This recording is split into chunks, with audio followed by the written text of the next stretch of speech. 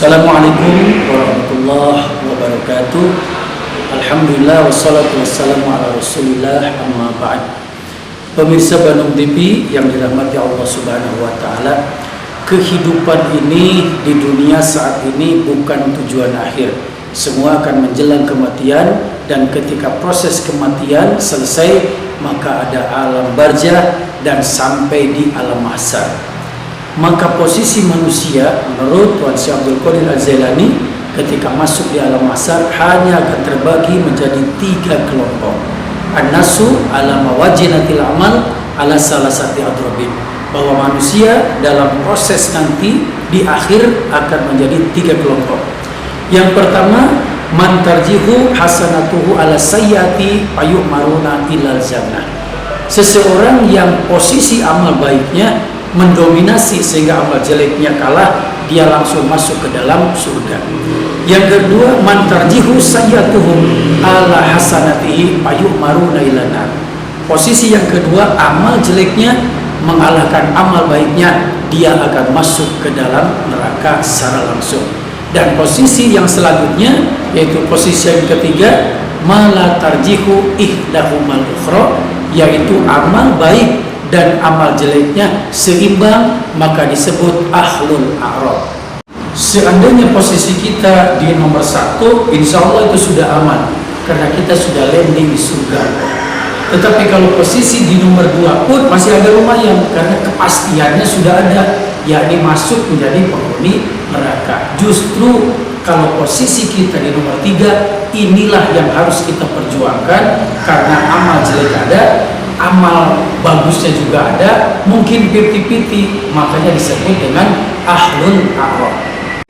Nah, karena posisi kita di ahlul a'raf berarti penunggu benteng, tidak ke surga, tidak ke neraka. Disinilah dibutuhkan syafaat. Kalau kita mendapatkan syafaat, maka insya Allah tambahan amal baik dan pengurangan amal jelek, maka kita pasti akan menjadi posisi nomor 1. Lalu apa saja yang dapat memberikan syafaat? Di dalam hadis Rasulullah SAW menyatakan, salasun yasfa'u yaumal qiyamah, al-anbiya wal ulama was suhada.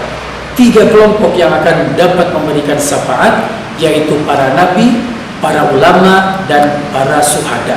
Nah, ketika kita mau mengharapkan syafaat dari Rasulullah SAW misalnya, tentu ada syaratnya. Maka Rasulullah SAW menyatakan, man sholla alayya hina yusbihuna asran wa hina yumsina asran adraktahu bisafati yaumal qiyamah. Barang siapa yang membacakan sholawat 10 kali di pagi hari dan 10 kali ketika sore, maka dia akan aku datangi diberikan syafaat di yaumal qiyamah. Berarti sholawat menjadi salah satu kunci untuk mendapatkan syafaat. Maka di dalam kisah disebutkan, wa hukiya anna rajulan gopila an sholati ala nabi sallallahu alaihi wasallam panama paro api manamihi wa kana Rasulullah sallallahu alaihi wasallam. Dikisahkan satu sahabat Rasulullah SAW lupa tidak membaca sholawat, maka dia pun tertidur dan di dalam tidurnya bermimpi bertemu dengan Rasulullah SAW. Ketika itu Rasulullah SAW membuang muka, maka sahabat itu mengejar Rasulullah SAW sambil bertanya, hal anta ghadban, wahai Rasulullah, apakah engkau marah kepadaku? Kata Rasulullah, tidak. Itu tadi ketika bertemu denganku, engkau ternyata memalingkan muka. Ada apa gerangan? Kata Rasulullah SAW, saya tidak mengenalmu. Sahabat itu tambah bingung lagi. Ya Rasulullah, anna rajulun min umatak, aku ini lelaki sahabatmu, masa tidak kenal? Maka Rasulullah SAW menjawab, betul, engkau adalah sahabatku, walakina an sholati alayya, tetapi engkau lupa tidak membaca sholawat kepadaku. Maka terbangunlah sahabat tersebut, wa aujaba ala nafsihi an sholati ala nabi mi'atu marrah fi kulli yaumin. Maka dia berjanji ke dalam dirinya akan membacakan sholawat kepada Rasulullah setiap hari 100 kali. Dan beliau menjalankan, kemudian beliau bermimpi lagi ketemu dengan Rasulullah, dan Rasulullah menyatakan, saat ini aku mengenalmu dan aku akan memberikan syafaat kepadamu. Jadi sholawat kunci yang sangat luar biasa. Dan yang kedua yang perlu kita perjuangkan, syafaat juga bisa digapai dengan amaliyah. Salah satunya adalah membaca Al-Quran dan puasa di bulan Ramadan. Jadi bagi orang yang puasa di bulan Ramadan, itu pun puasa dan bacaan Al-Quran akan mendatanginya di akhir hayat nanti di hari kiamat dan memberikan syafaat. Dan perlu kita tekankan, pemirsa Bandung TV yang mulia, puasanya jangan hanya sekedar puasa. Konsep puasa yang dijalankan oleh Syekh Abdul Qadir Al-Jailani di dalam kitab Sirul Asrar misalnya, yang pertama ada saum syariat. Apa itu saum syariat?